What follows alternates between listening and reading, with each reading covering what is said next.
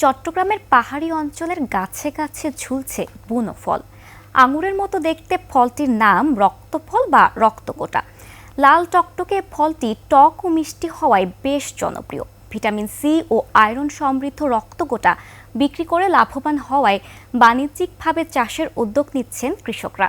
রাঙামাটি প্রতিনিধি ছত্রং চাকমার তথ্য ছবিতে ডেস্ক রিপোর্ট। পার্বত্য চট্টগ্রামের পাহাড়ি অঞ্চলের গাছে থোকায় থোকায় রসালো রক্তগোটা। চাকমা ভাষায় রস্কো, ত্রিপুরা ভাষায় হাইটাক এবং মারবা ভাষায় লস্কর নামে ডাকা হয় এটিকে। ফলটি কাঁচা অবস্থায় সবুজ ও পাকলে হয় লাল। এর বৈজ্ঞানিক নাম হেমাটোকার্পাস ভ্যালিডাস। এক গবেষণায় দেখা গেছে এ ফলটি মূলত ভারতের আন্দামান ও নিকোবর দ্বীপপুঞ্জ, অরুণাচল প্রদেশ, মিজোরাম, ত্রিপুরা, আসাম এবং মেঘালয়ের বনে জন্মে। এছাড়া বাংলাদেশ, ইন্দোনেশিয়া, সিঙ্গাপুর, থাইল্যান্ড ও শ্রীলঙ্কায়ও পাওয়া যায়।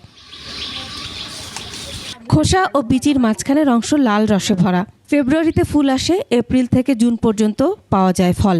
একটি প্রাপ্তবয়স্ক গাছে কমপক্ষে 20 থেকে 25 হাজার রক্তগোটা ধরে। বর্তমানে চাহিদা বেড়ে যাওয়ায় বাণিজ্যিকভাবে রক্তগোটা চাষের উদ্যোগ নিচ্ছেন কৃষকরা। গত বছর 20,000 টাকা দরে পাইছি, বাজারে এখন বিক্রি হচ্ছে প্রায় 350-400। পানি ব্যবহার হলে ভালো হয়। এটা প্রচুর ফাইবার আছে এখানে, যেটা ডায়েটারি ফাইবার বলি আমরা।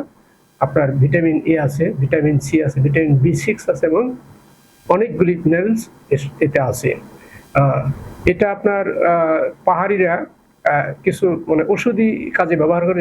বীজ ও কলম উভয় পদ্ধতিতে এ গাছের বংশ বিস্তার করা যায়। বর্তমানে বাজারে প্রতি কেজি 400 টাকায় বিক্রি হচ্ছে রক্তগোটা।